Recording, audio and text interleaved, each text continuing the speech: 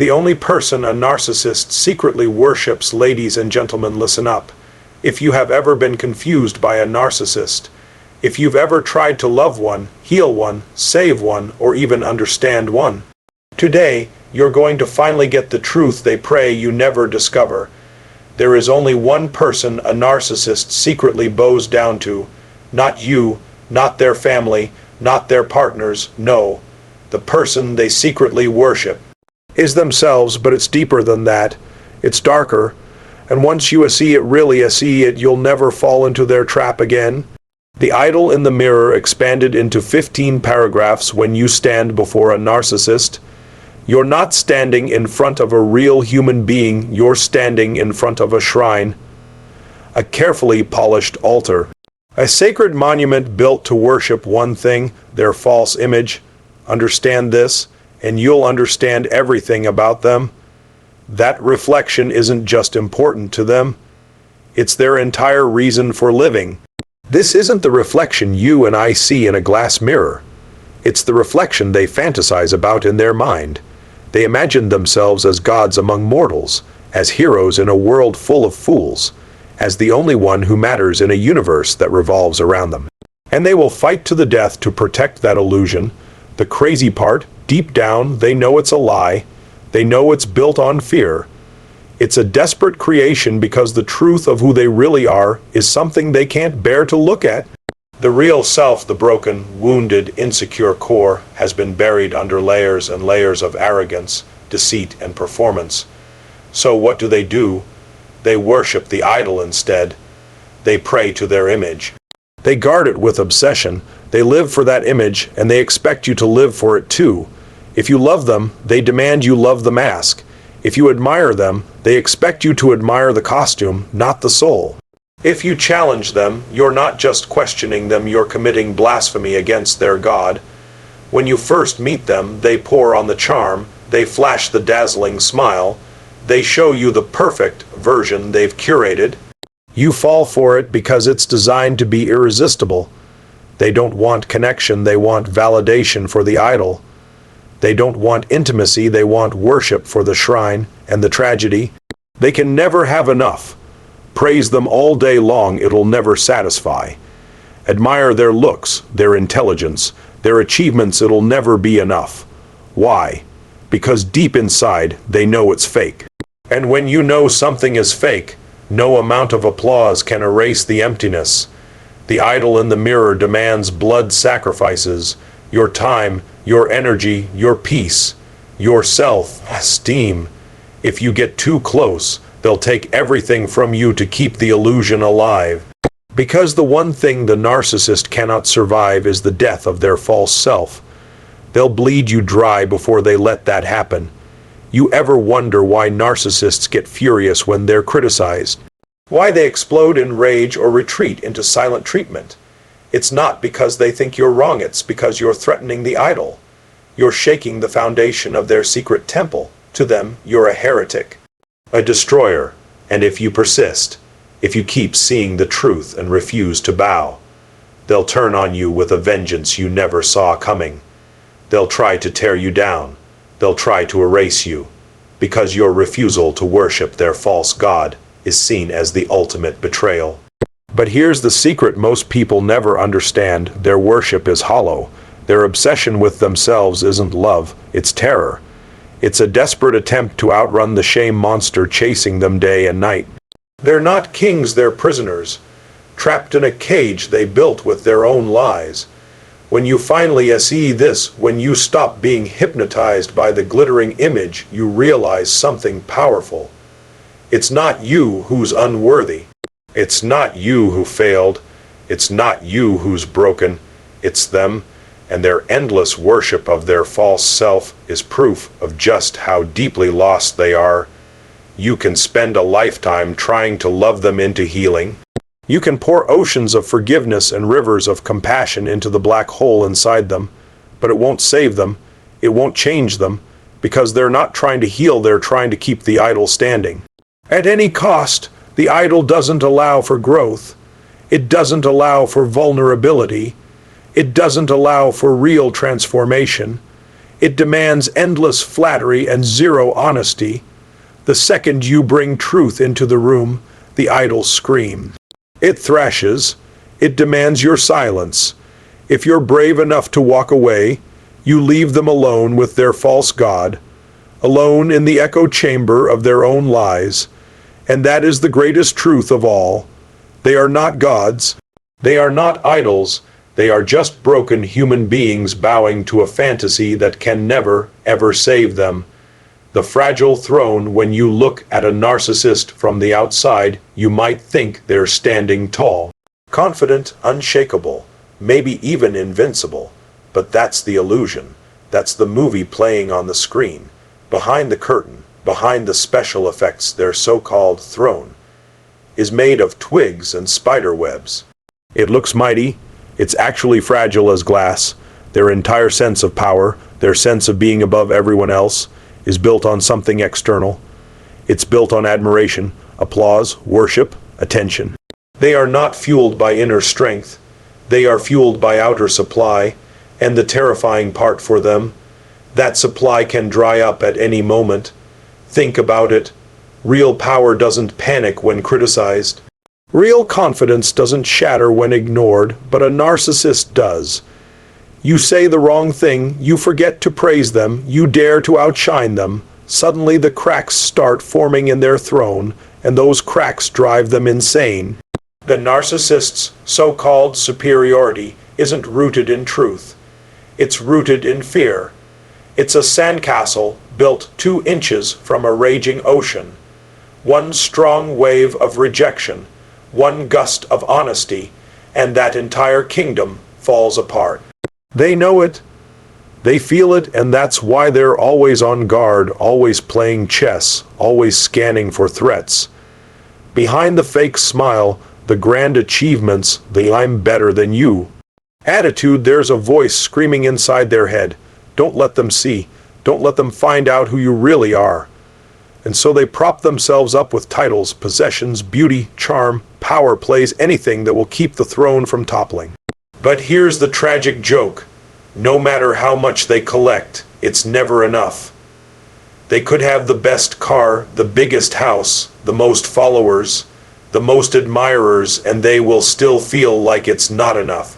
Because the throne they sit on is built on the crumbling foundation of their wounded, starving ego. That's why they seek constant validation. It's why they need constant flattery. It's why they get enraged if you don't bow fast enough, deep enough, or often enough. Every compliment is a sandbag against the flood. Every ounce of attention is duct tape on a cracking wall. They live in fear of the day the wall finally caves in. When you realize how desperate they are, how fragile the empire of their ego is, you stop envying them. You stop craving their approval. You stop letting them hold your worth hostage, because you see the truth. Their power is an illusion. It's a desperate, exhausting act, and it's breaking them from the inside out. Understand this. A narcissist's world is a house of mirrors.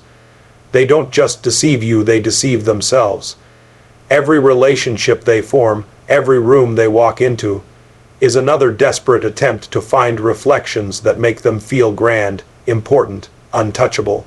They're not looking for love, they're looking for fuel, and if you don't give them what they crave, if you show up with truth instead of flattery, they will rage, they will sulk, they will punish. Not because you're wrong, but because you threaten the delicate balance they're trying to maintain. You're a hammer swung at their fragile throne, and they will do anything to stop you. You have to understand, their fragility makes them dangerous. A cornered narcissist is like a wounded animal. They will lie, smear, manipulate, gaslight, discard anything to protect the illusion. Not because they are strong, but because they are terrified beyond reason of losing their false empire. But here's the power you must hold onto. Their throne is their burden, not yours. It is not your job to keep them standing. It is not your mission to supply them with endless praise. It is not your responsibility to patch the holes in their crumbling kingdom. Their fragility is their own prison, and you are not their jailer. When you stop feeding the beast, when you stop pouring your life force into their false self, you watch them collapse. You watch the throne wobble. You watch the desperate scrambling as they try to find a new admirer, a new mirror, a new victim to replace you. And that's when you see the real truth. They were never mighty at all. They sit on a throne made of fear. They wear a crown of lies. They wave a scepter of manipulation. But at the end of the day, they are terrified, lonely souls who lost their real selves so long ago they can barely remember who they used to be. And the greatest freedom you'll ever know is realizing you never have to sit in that crumbling court ever again. The silent fear that owns them. There's a fear inside the narcissist so deep, so consuming. It controls every move they make, and they'll never admit it. They'll never speak it out loud, but it owns them. It owns their thoughts, their reactions, their relationships, their entire existence. It's the silent dictator of their life, and that fear is this, the fear of being exposed. At their core, narcissists carry a crippling terror that someone will one day pull back the curtain and reveal them for what they really are: ordinary, insecure, wounded, scared. They live every day running from that moment. They build walls, wear masks, stage performances, all in a desperate attempt to stay hidden. That's why they're obsessed with image. That's why they lie so easily. That's why they punish anyone who dares to question them. It's not about pride, it's about survival, because exposure to them feels like death. It feels like annihilation. The ego they've spent a lifetime protecting would shatter beyond repair. Imagine living like that. Imagine waking up every day terrified that your carefully crafted house of cards could collapse if one person breathes too hard near it. Imagine constantly monitoring everyone around you, scanning for danger, for betrayal, for someone who might dare to see the cracks. That's the exhausting, miserable life they live. They project arrogance, but it's really fear in disguise. They project superiority, but it's really deep, seething insecurity dressed up in fancy clothes. Their rage isn't strength, it's panic. Their coldness isn't power, it's armor. Every interaction, every conversation, every glance is filtered through one burning question: are they onto me? This is why narcissists sabotage relationships. This is why they discard people who get too close, because intimacy is dangerous, vulnerability is dangerous, real love requires truth, and truth threatens to expose them. They would rather destroy a relationship than risk you seeing behind the mask. You ever notice how narcissists sabotage their own success? How they implode right when things are going well? It's not a mistake. It's not bad luck. It's the fear. The closer they get to true exposure, even if it's positive exposure, even if it's praise, the louder the terror screams inside them. Success shines a spotlight, and spotlights reveal things they'd rather keep hidden. They can't handle true accountability. They can't handle real feedback. They can't handle anyone saying, "Hey, you're wrong." To the rest of us, that's part of life. We stumble, we learn, we grow. But to a narcissist, it's unbearable. It triggers that deep-rooted fear. Now they see me. Now they know I'm a fraud. The irony is that what they fear the most, being seen for who they truly are, is the only path that could ever heal them. But they refuse to walk it. They choose the mask over the mirror. They choose the fantasy over the truth, because the pain of confronting their real self feels bigger, scarier, more destructive than any lie they could ever tell. This fear makes them cling to control. It makes them micromanage, manipulate, gaslight, dominate conversations, twist narratives, and rewrite history.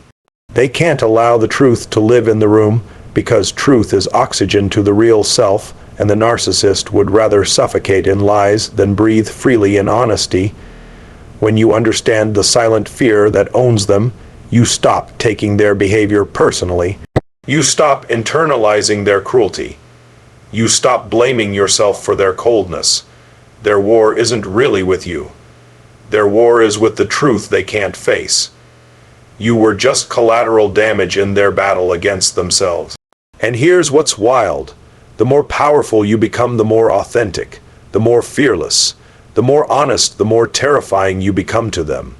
Because you are everything they are afraid of. You live in the light they run from. You stand on the solid ground they can't find. They worship their image because it hides their fear. They attack others because it distracts from their own terror. They create chaos because it keeps everyone too busy to look closely.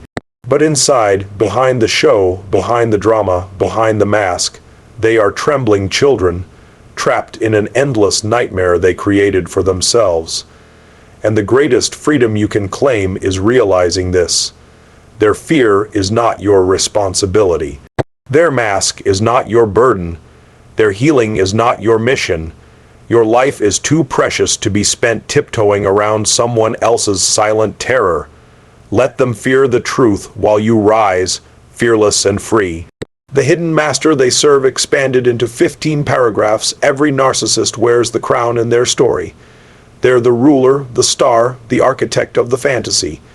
They will make you think they are the ones calling the shots, that they are the ones leading the dance. But here's the truth: they are not the master, they are the slave. The real master they serve is their own unhealed emptiness. It's invisible from the outside, it doesn't announce itself, but it owns them completely.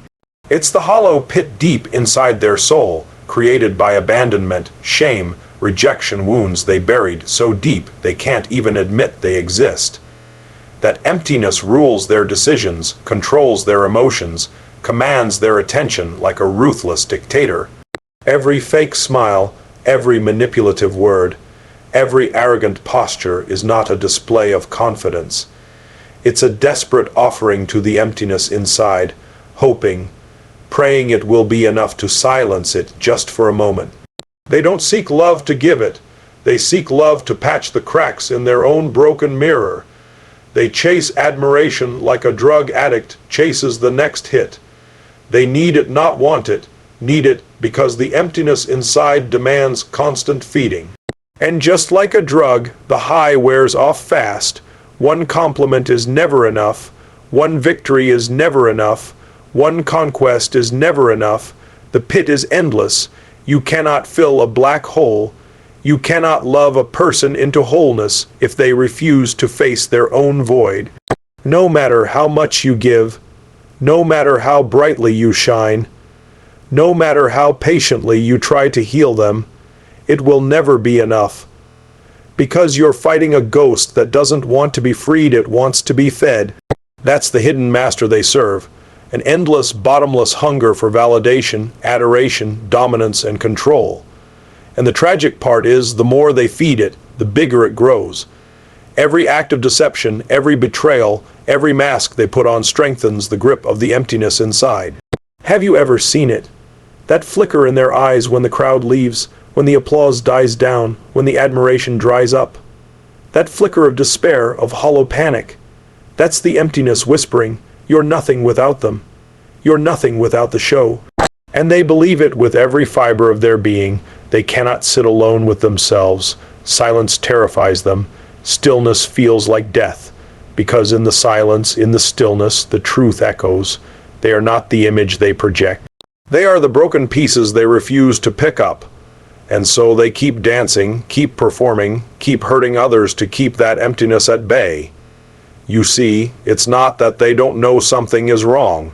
Deep down they know, they can feel it. That gnawing, aching hollowness follows them into every relationship, every success, every moment of fleeting happiness. But instead of turning inward and healing, they blame outward and destroy. And because they serve that emptiness, they have no real loyalty to anyone, not to their friends, not to their lovers, not even to their own children. They are loyal only to the master inside the endless hunger that demands more, more, more, even at the cost of everyone and everything around them. It's a tragic cycle. They hurt people to protect their fragile false self. They betray the ones who love them most. They discard those who see them clearly. Because the hidden master inside them whispers, "Stay on the throne, stay admired, stay above."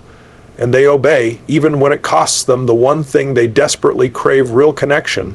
But here's what you need to know: you didn't lose to them. You didn't fail them, you didn't fall short. You were battling a war inside them that you could never win, a war they had already surrendered to long before you arrived.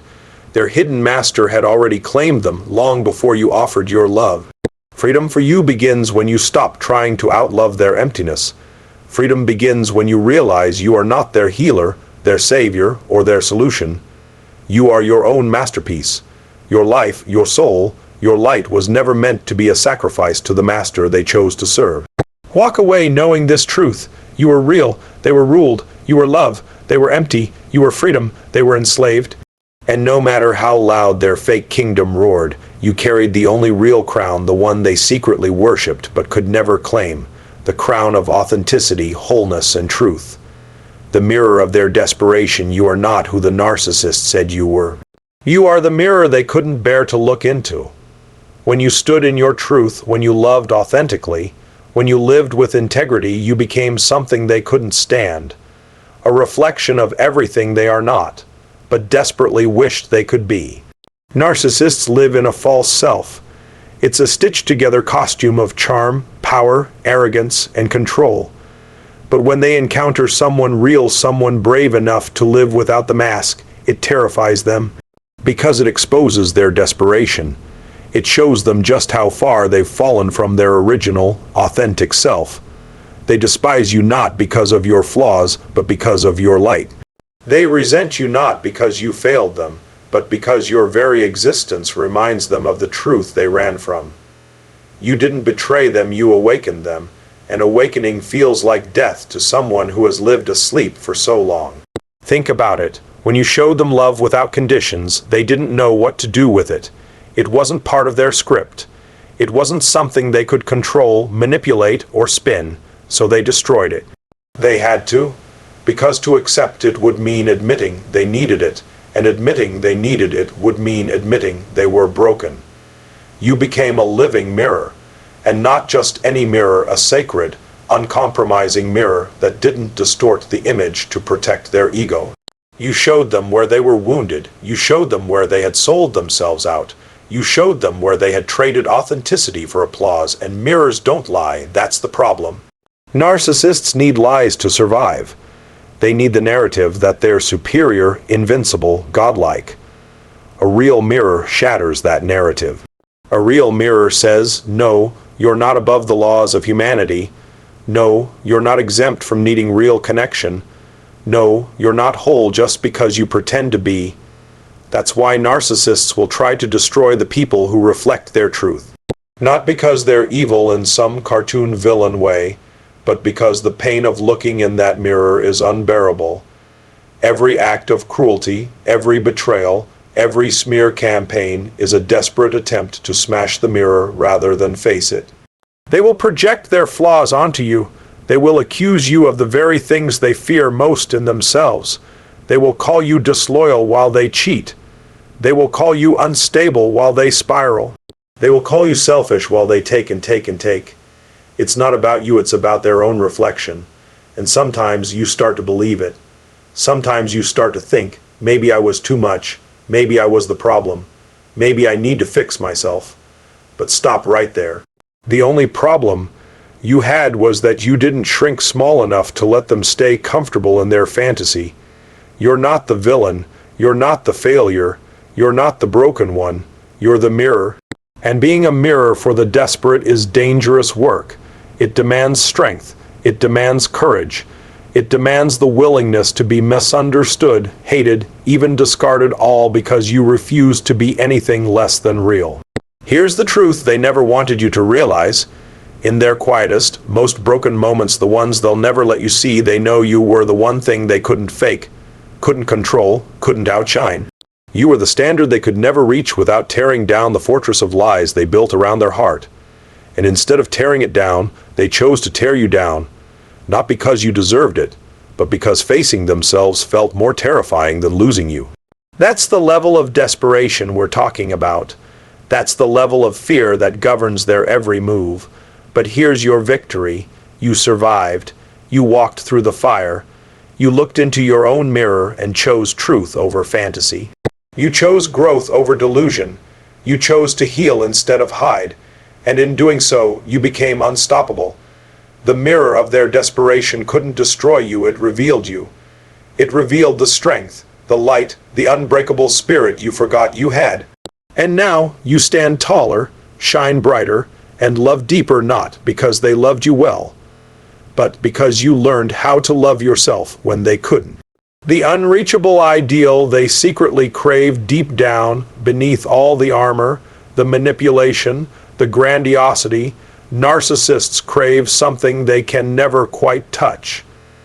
They chase it through relationships, through achievements, through power plays, but it always slips through their fingers. It's the unreachable ideal of true, unconditional love, something real, something lasting, something they believe they are tragically unworthy of.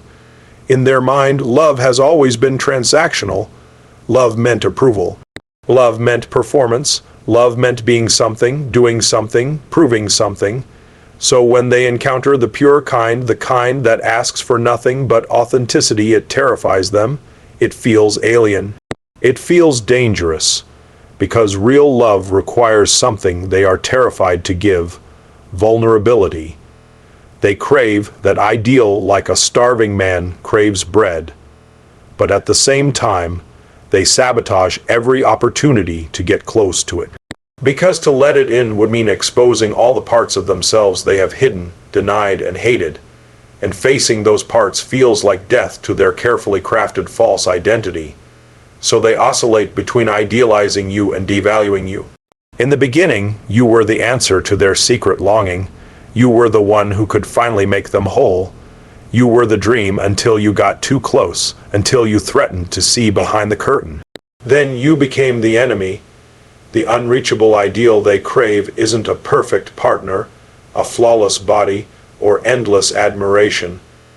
What they are truly starving for is someone who sees them, knows them, accepts them broken pieces and all, and doesn't run.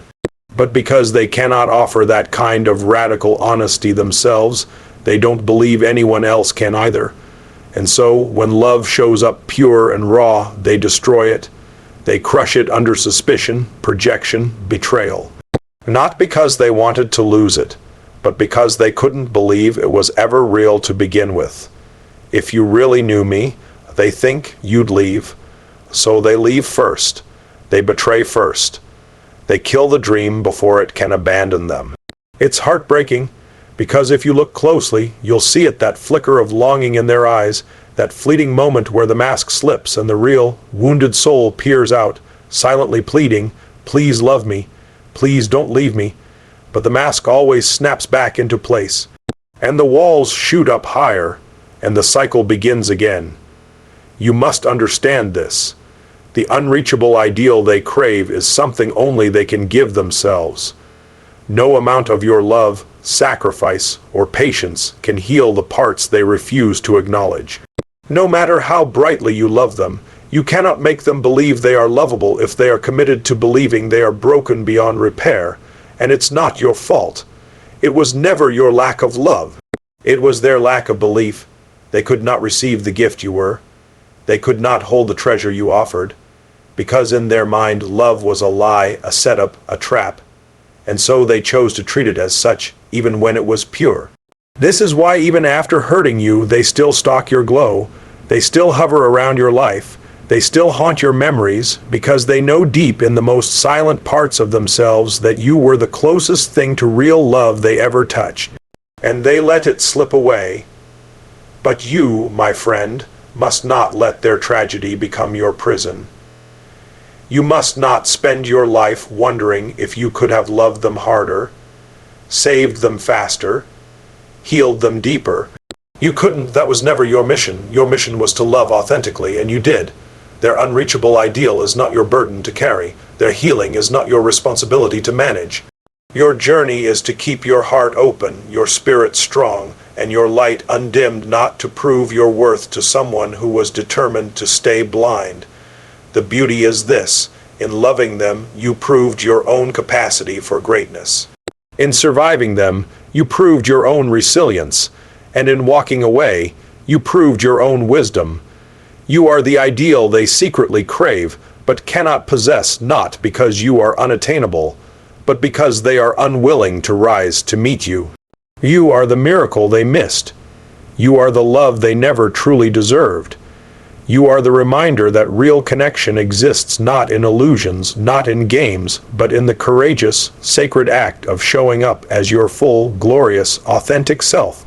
And you will continue to rise higher, brighter, and freer than ever before.